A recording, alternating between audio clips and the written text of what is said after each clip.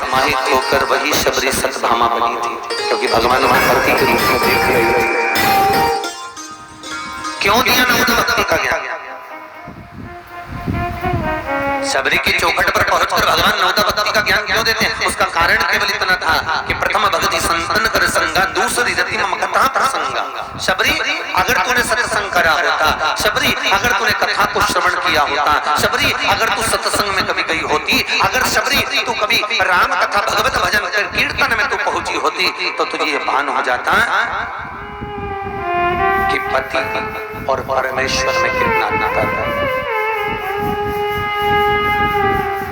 राम में और पति में कितना नाता था।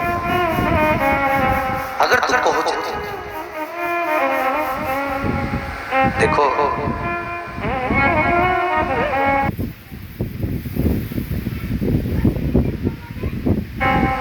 तुम कितने भी विद्वान, कितने भी तुम्हारी विद्वत्ता कितनी भी हो, एक बार रामकृष्ण परमहंस जी से स्वामी विवेकानंद ने पूछा, स्वामी विवेकानंद रामकृष्ण परमहंस जी से पूछा,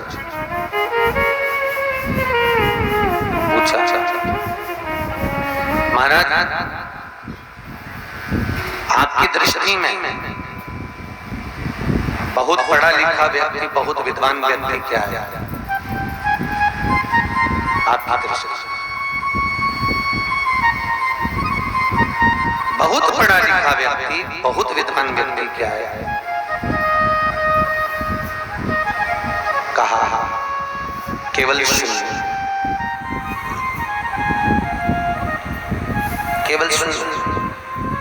स्वामी विवेकानंद जी ने फिर रामकृष्ण परमहंस जी से पूछा, गुरु जी, जिसके पास गाड़ियां हो, बंगला हो, विद्वत्ता हो, फैक्ट्रियां हो, धन बहुत हो, संपदा बहुत हो, आपकी दृष्टि में वो व्यक्ति क्या है? तो कहा केवल शून्य, केवल एक शून्य।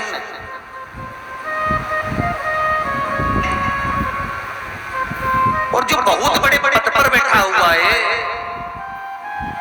बहुत बड़े सिंहासन पर बैठा हुआ है, बहुत बड़ी कुर्सी का पद है, बहुत बड़ा उसके पास में कहीं मालूम पड़े बहुत बड़ा पद उसके पास, सत्ता का, राजसी ठाट का, नगर का बहुत बड़ा पद अगर उसके पास में है, वो आपकी दृष्टि में क्या है?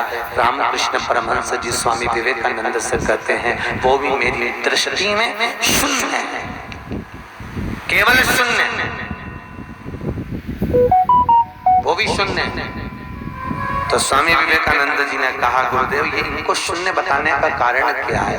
रामकृष्ण परमहंस जी कहते हैं, जिसके हृदय में भगवान के चरणारविंद के प्रति अगर भाव नहीं है, और वो कितना भी विद्वान हो जाए, कितनी भी सत्ता इकट्ठी कर ले, कितना भी धन बढ़ा ले, तो वो शून्य के बराबर है। क्योंकि एक परमात्मा के मिलने से मात्र शून्य की कीमत जब होती है जब उसके आगे कोई 1, 2, 3, 4 कोई अंक निश्चित किया जाए।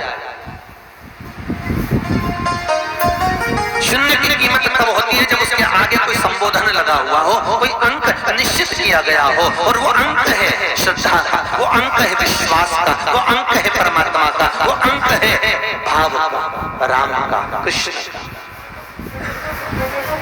आप दुनिया की सत्ता इकट्ठी कर लो, और अगर आपने जिंदगी में भजन नहीं करा तो इकट्ठा करा तो किसके लिए करा? फिर वो सत्ता का तात्विक सुख क्या है महाराज? क्या है तात्विक सुख? किसी कोई व्यक्ति अच्छा था बुरा था, ये उसके मरने पर मालूम पड़ता है, जीते जी नहीं मालूम पड़ता। कब मालूम पड़ता? मरने पर, जब उसकी अर्थी सस्ती है, भीड़ नजर आती है, और भीड़ के साथ में जब उसको लेकर जाया जाता है तो लोग किस तरह की बात करते हैं मालूम पड़ जाता है कि ये स्वर्ग जाएगा कि नरक जाएगा, उतने अंदाजे से मालूम पड़ जाता है। किसी को जलाते समय, अंतिम संस्कार करते समय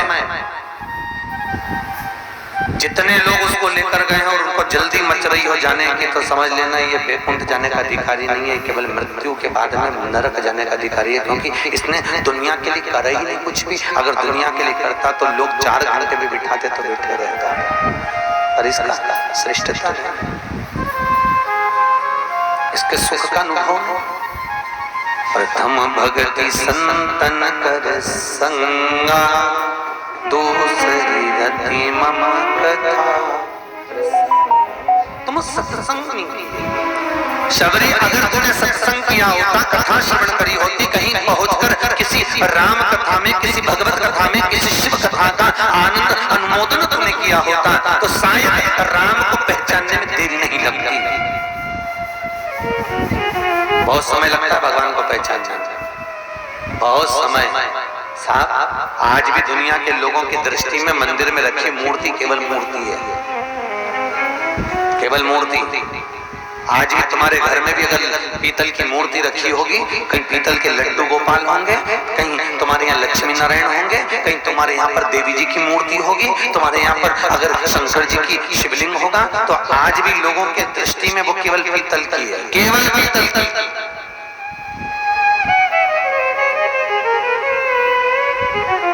और आशा इतनी लगाकर बैठे हो, जरा सा भी तो खाता है तो भगवान से कह देते हो, जरा सा कष्ट आया तो परमात्मा के सामने जाके रोते हो। फिर जब तुम परमात्मा की इतनी सेवा करे ही नहीं हो, जब तुम परमात्मा के लिए इतना समर्पण करे ही नहीं हो, तो फिर सुख का अनुभव क्या है?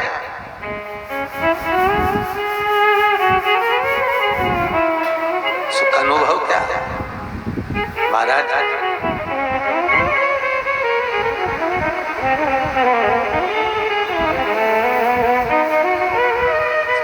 एक संत हुए जिनका नाम था जमुना दास। एक बार वो बाजार जा रहे थे, उनको एक फूल पसंद आ गया, कमल का फूल था, बड़ा सुंदर था। उन्होंने फूल वाले से पूछा, ये फूल कितने का है, फूल की कीमत कितनी है? उसने कहा फूल की कीमत 4 आने। 4 आने? ये 4 आने लीजिए, फूल हमको दे दो, हम मंदिर जा रहे हैं, राम जी को चढ़ा दो।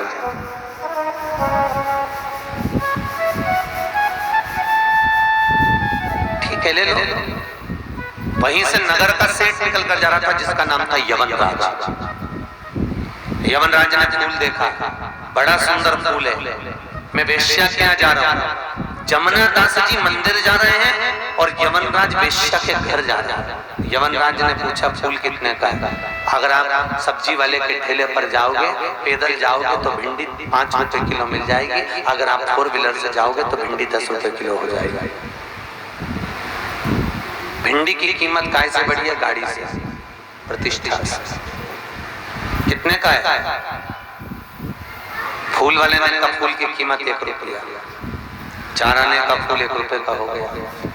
जमुना दास जी ने फूल वाले से कहा, ये फूल तो मैंने राम जी के लिए ले लिया है, तुम ये मुझे दे दो, ये मेरे राम का है।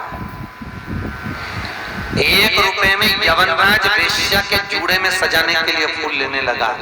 जमुना दास जी ने कहा, इस फूल की कीमत में 2 रुपए देने को तैयार हूं, क्योंकि ये फूल मेरे मन से राम को चले गया, ये फूल मैं राम को समर्पित कर चुका। फूल की कीमत यवनराज ने 5 रुपए लगा दी, जमुना दास जी ने 10 रुपए लगा दी। यवनराज ने फूल की कीमत 5000 रुपए लगा दी, जमुना दास जी ने फूल की कीमत 10,000 रुपए लगा दी। यवनराज वेश्या के लिए ले रहा है और जमुना दास राम के लिए ले रहा है। यवनराज ने फूल की कीमत 10,000 रुपए लगाई, जमुना दास जी ने फूल की कीमत 20,000 रुपए लगाई।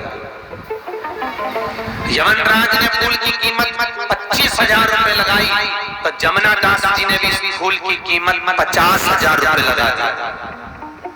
एक फूल की कीमत जमुना दास ने कहा, फूल अब जाएगा तो राम के चरणों में ही जाएगा। यवनराज ने कहा, जमुना दास, मैं नगर का सेठ हूँ, करोड़ों के आसामी हूँ मैं, ढेर संपदा है मेरे पास, और तुम मुझसे होड़ करने चला, तेरी औकात देखी है? जमुना दास जी कहते हैं, औकात तो अब राम दिखाएगा, आप तो फूल की बोली बोली है, पूरे घर जमीन सब बेच दूंगा, और आज फूल तो राम के चरणों में ही जाएगा। जमुना दास जिद पर अड़ गए। यवनराज ने सोचा, फूल की कीमत अगर बढ़ाऊंगा तो 1 लाख रुपए बोलना पड़ेगा। नगर का सेठ सोचता है 1 लाख रुपए का एक फूल एक वेश्या को दूंगा तो 1 लाख में तो 10 वेश्या घर पे लिया होगा।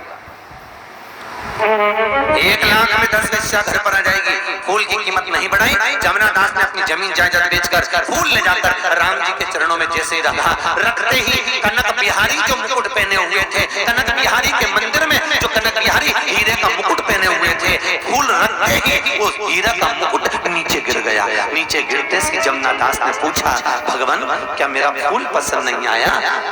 मेरे राम जी कहते हैं, जमुना दास तेरे फूल की आगे ये हीरे का मुकुट हल्का लग रहा था, इसलिए फेंक दिया। तेरे फूल के आगे हीरे का मुकुट हल्का था, इसलिए फेंका गया। एक आज का जमाना और एक वो जमाना। जमुना दास जी भगवान को दे रहे हैं तो अच्छे से अच्छा दे रहे हैं, और एक आज का जमाना, हम अगर भगवान के लिए कुछ लाते हैं, माने का बेटा भगवान के लिए माला लिया, माला लेने गए, कितने की माला है? 20 रुपए की। कम वाली बता, 10 रुपए की। इससे कम की 5 रुपए की, बस 5 वाली लिया। भगवान के लिए लाए तो हल्का से हल्का लाए, और अपने इतने में पत्नी का आ गया करवा चौथ का व्रत, पत्नी की आगे शादी की सालगिरह। पत्नी ने कहा, सुनो तुम अगर वहां जा रहे हो बाजार तो मेरे लिए वो गजरा लिया ना। कितने का है? ये 500 का। इससे अच्छा बता, ये 1000 रुपए का। इससे अच्छा मेरी पत्नी का पहला करवा चौथ का व्रत है, 2000 रुपए का, 1500 रुपए का, 800 रुपए का, 900 रुपए का गजरा लेकर आया पत्नी के लिए। बच्चों के लिए दिवाली पर कपड़े लाया तो अच्छे से अच्छे लाया। परमात्मा के लिए जब लेकर आया तो एक छोटी सी चिंदी साड़ी जा रही थी टीकों पर पाल पर, उसमें से कतरन निकाल ली और वही मोड़ मोड़ा के भगवान को पिना दी। तो भगवान ने देख लिया, तेरी दृष्टि में मैं हल्का हो गया और मेरी दृष्टि में तू हल्का, मेरी दृष्टि में तू गया। महाराज बहुत सुंदर बात कही है रामचरितमानस में। नवदा भक्ति के अंदर मेरे राम जी कर रहे हैं, एक चावल का दाना भी अगर राम को समर्पित करा जाए तो वो भाव से होना चाहिए, और वो उसमें भी ये नहीं होना चाहिए कि तुम हल्के से हल्का परमात्मा को समर्पित कर दो। हल्के से भगवान को भाव से जोड़ो। जितना बड़ा मन रखकर भगवत भजन किया जाता है उतना ही दुगना परमात्मा देता है। जितनी क्षुब्धता से हम भगवान की कथा सत्संग स्मरण करते हैं, भगवान उतनी क्षुब्धता से बर्बाद कर देता है। उतनी क्षुब्धता से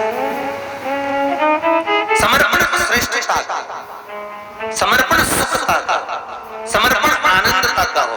सबरी तो मुझे पहचानी नहीं है। प्रथम भक्ति संतन का संगा, किसी सत्संग में जाकर बैठना और सत्संग में बैठकर इस ज्ञान को पाना कि राम को पहचाना कैसा जाए, राम की भक्ति कैसे धारण करी जाए, राम को हम प्राप्त कैसे करें, राम को हम स्वीकृत कैसे करें। भगवान राम को पाने का तरीका केवल धन नहीं होता साहब। भगवान राम को पाने के लिए संपदा की जरूरत नहीं पड़ती, भगवान राम को पाने के लिए दौलत की जरूरत नहीं पड़ती, भगवान राम को पाने के लिए मात्र कलेजे की जरूरत पड़ती है। आप दिल तो बड़ा रखो, परमात्मा अंबारियां खोल देता है कि ले कर ले तो खर्च कर, पर मन की क्षुब्धता अगर रखोगे तो परमात्मा भी सोचता है कि मेरे लिए एक साधारण सा भाव,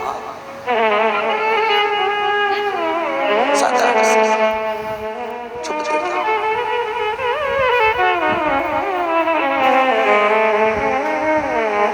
दो देवता पृथ्वी पे से नहीं गए। कितने देवता? जम के बोलिए, दो। एक श्री हनुमान जी महाराज, एक गिरी गोवर्धन नाथ जी। गोवर्धन नाथ जी आज भी गोवर्धन विराज रहे हैं मथुरा वृंदावन में, गिरिराजकारी कम्मा में। और एक हनुमान जी महाराज, हनुमान जी कह रहे थे मुझे जाने दो, राम जी बोले नहीं, तो कहाँ जाना चाहता है? पृथ्वी पर रहना, जहाँ राम कथा हो वहाँ रहकर व्यवस्था देखना, वहाँ बैठ के कथा सत्संग श्रवण करना, वहाँ रहकर सत्संग का आनंद करना। हनुमान जी महाराज जहाँ राम कथा होती, जहाँ भजन होता, जहाँ चिदानंद वर्ती होती, वहाँ पहुंच जाते।